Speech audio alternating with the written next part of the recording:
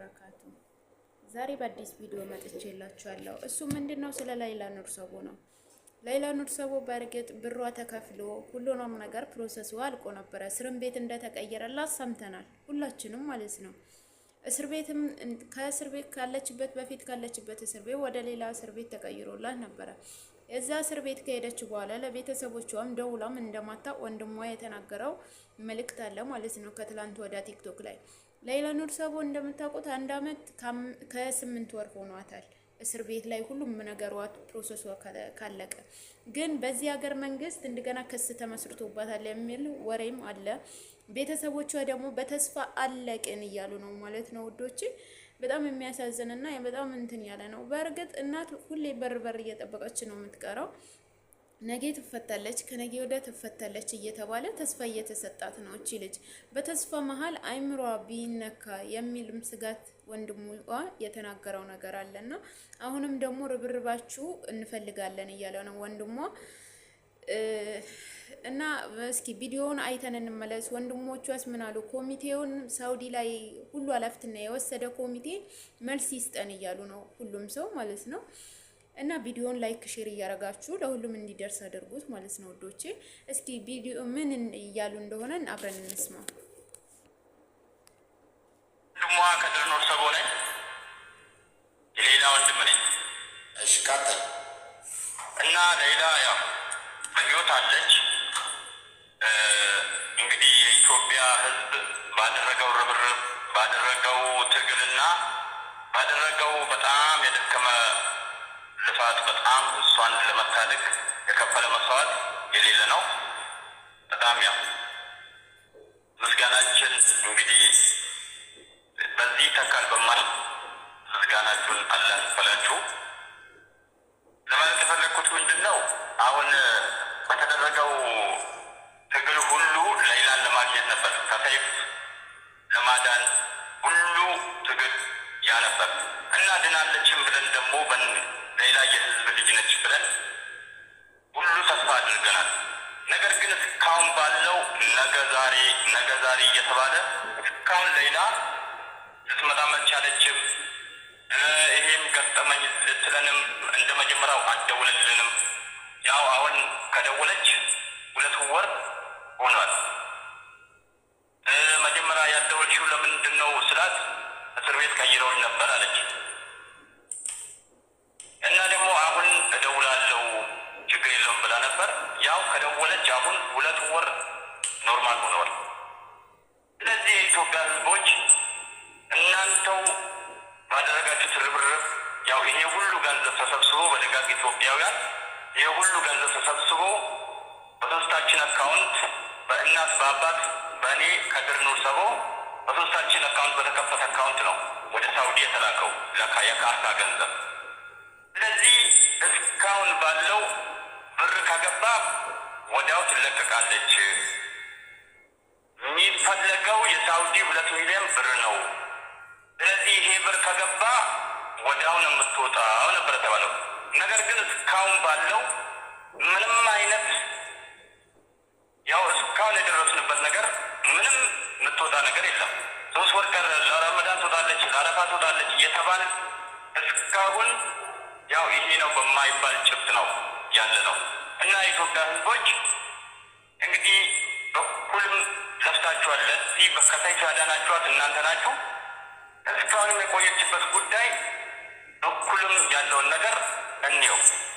እኛ ወደ ቪዲዮን ወተን ለመጮህ በእርግጥ በእሷ ላይ ሌላ ነገር ይከሰትባታል፣ ሌላ ድርጊት ሊፈጸምባት ይችላል በሚል ብዙ ያው እና ጋይስ እንደምታውቁት ነው ወንድሟ ምን እንዳለ ሰምታችኋል። 2 ወር ሆኗታል ከደወለች። እስር ቤት ከተቀየረላት ደውላ አታውቅም ብለዋል። አቡ አሚራስ ምን አለ የሚለውን ደግሞ አብሬ የማሳውቃችሁ ይሆናል።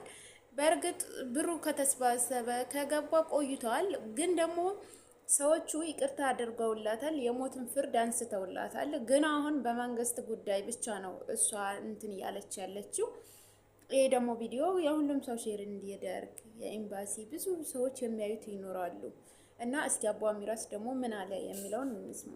ያበጃችኋል ወይ ኮሚቴ ለይታ እንደታሰረች ነው እንትን የሚሉና አሁን በቅርብ አፕዴት ሲሆን ነገር አለ ወይ ወሳኙ ጥያቄ እኛ ገንዘብ አሰባስበን ከዚህ ከላክንበት ቀን ጀምሮ እስካሁኗ ሰዓት ድረስ ያለችው መረጃ በእጃችሁ አለ ወይ? ኮሚቴዎችም ወኪሉ ለቤተሰብስ የሰጣችሁት መረጃ አለ ወይ? ይህችን ብቻ መልሱልን። ቴንኪዩ። የኔ ጥያቄ ነበረውን አፈነዳል። በዛ ላይ ደግሞ አቧሚራ ቅድም ሰፊዩ ሲናገር ወኪላቸው ጋር አፉ በሉኝና ማለት ነው ወኪላቸው ጋር መረጃ የማይሰጣቸው ሰውዬና በእናንተ መካከል ይህንን መረጃ እየሰጣቸው እንዳልሆነስ ታውቃላችሁ። ኦኬ፣ በመካከል ያለውን ነገር በደንብ ክሊር አድርጎልንና እና ሁለተኛ ነገር ደግሞ አሁን አቧሚራ ነሳው እንጂ የልጅቷን ጤንነት ጉዳይ ይሄ መለስልን እንዳላረዝም። ኦኬ፣ ልጅቱ ምናልባት ያለችበትን ነባራዊ ሁኔታ ለማወቅ 2 ቀን 3 ቀን ብሎ መወሰን ይከብዳል። እሱን በኢትዮጵያ ኤምባሲ በኩል እንደገና እስር ቤት ተኪዶ በሚሰጥ ቀጠሮ ስለሆነ እሱን ኢንሻላህ እንደ ኮሚቴ ሀሳቡ ለኮሚቴ ያቀርብና ተነጋግረን የመጀመሪያ የልጅቱ ያለችበትን ሁኔታ ማወቅ ይቀድማል። እሱን ለማወቅ እንሞክራለን። ችግር የለም። ሌላው አቧሚራ ትራንስፈር የሆነበት ያልከው ጠባን እኛ ያለን እናንተ እዚህ ኤምባሲ ድረስ የገባበት አለ፣ እናንተም ጋር አለ፣ እኛም ጋር አለ። ከኤምባሲ ደግሞ በሌላ ስምና በሟች ቤተሰብ ከፍተኛ ፍርድ ቤት የሚያውቀው የራጅ አካውንት ወደዛ ከኢትዮጵያ ተዘካሪ ገንዘቡ ወደዛ እንደተላለፈ ያም አለን። አሁን እናንተ የለጠፋችሁት የላኮላችሁ ነው ያለው። ከራጅ ወደ ሟች ቤተሰብ ትራንስፈር የሆነበትን ግን 2 አካላቶች ሊያመጡ ይችላሉ። አንደኛ ህጋዊ ወኪሉ፣ ሁለተኛ ኢትዮጵያ ኤምባሲ ጋር ሆኖ ማለት ነው። ሁለቱ እንኳን ይናረም ሌላ ማምጣት ይችላሉ። ከዛም በላይ እየሰሩ ስለሆነ ነው። እርግጥ ነው እናንተ የምትፈልጉት አሁን ኤቪደንስ ነው፣ ማስረጃ ወረቀት ምናምን ነው። ይገባኛል፣ እረዳለሁ። እነዚህ 2 አካላቶች ከሄዱ ሊያመጡ ይችላሉ። ከዛ አልፎ ግን ጉዳዩን አንድ አምባሳደር የአንድ ዜጋውን ጉዳይ ይዞ ሂዶ ቅድም የነገርኳችሁን ውጤት ይዞ የመጣ ሰው ነው። ከዛ በላይ ነው የተሰራው ስራ። ይህንም ባናቀለው ጥሩ ነው እና አሁንም የምመልሳችሁን ወደዛ ነው ያለን መረጃ ነው ነገርኳችሁ። ያኛውን እነዛ 2 አካላቶች ማምጣት ይችላሉ። አሁን ለምን ቆይ አንድ እንደዛ ከሆነ እስካሁን ለምንድን ነው የቆየው? የእስካሁኑን ታውትና ማለት ነው። አሁን ህጋዊ ወኪሏን ከፊት አስቀድማችሁ ጉዳይ እያስፈጸማችሁ እንደሆነ ነው። ህጋዊ ወኪሉ የእናንተ አንድ አባል እንደሆነ ግልጽና ግልብ በሆነ አማርኛ ሳውቀናል። እሺ፣ ከህጋዊ ወኪሉ ጋር በዚህ ልክ ኮሚኒኬት ማድረግ የምትችሉ ከሆነ ህጋዊ ወኪሉ ይሄንን ነገር የማግኘት ፕሮባቢሊቲው በጣም ሰፊና ሙሉ መብት እንዳለው ነግረህናል። ታዲያ እስካሁን ለምን አላደረገም? እናንተስ ይሄንን ጥያቄ እንዴት አላቀረባችሁለትም? ይኸውልሽ አንድ ነገር አለ። ምናልባት አብዛኞቻችሁ ትንሽ በጉዳዩ ስሜታ የሆናችሁ ይመስለኛል። እኔ ጥያቄያችሁ በደንብ ነው የምረዳው። ይህ እናንተ የምታነሱትን ጥያቄ በሙሉ እኛ ጠይቀናል። አሁን ብዙ የተወሩ ነገሮች አሉ፣ ወኪሉን በተመለከተ፣ ቤተሰብ በተመለከተ። እኛ ቀስ ብለን ነገሮች ወደፊት አንድ እርምጃ ፈቅ ብለን ነው በነገራችን ላይ የምናስበው። ተለይታ እንደታሰረች ነው እንትን የሚሉና አሁን እና ውዶቼ እንደሰማችሁት ነው። ህጋዊ ወኪልዋ መልስ አልሰጣቸውም። ከህጋዊ ወኪልዋ ጋር ደግሞ የሚገናኘውን ድምጽ ሰምታችሁታል። ዙዙም የመለሰችውን መልስ ሰምታችሁታል። እና ስለ ላይላ ኑርሰቦ አሁንም ገና ያልወደቀ ፕሮሰስ አለባት ማለት ነው። የምሬ ነው የምላችሁ። አላህ ከዚህ ጭንቀትና ከዚህ ሁሉ መከራ ለሀገሯ እንዲያበቃት ሁላችሁንም በተቻላችሁ አቅም ዱአ አድርጉላት። ምክንያቱም ስደተኛ መሆን እኛ ስደተኞች ነው የምናውቀው። ገባችሁ? ማንንም አያውቀውም፣ ማንንም አይረዳውም፣ ማንንም ሊረዳውም አይችልም። በሷ ቦታ እስካልሆነን ድረስ ማለት ነው። እስር ቤት ማለት እስር ቤት የገቡ ሰዎች ነው ሊያውቁት የሚችሉት።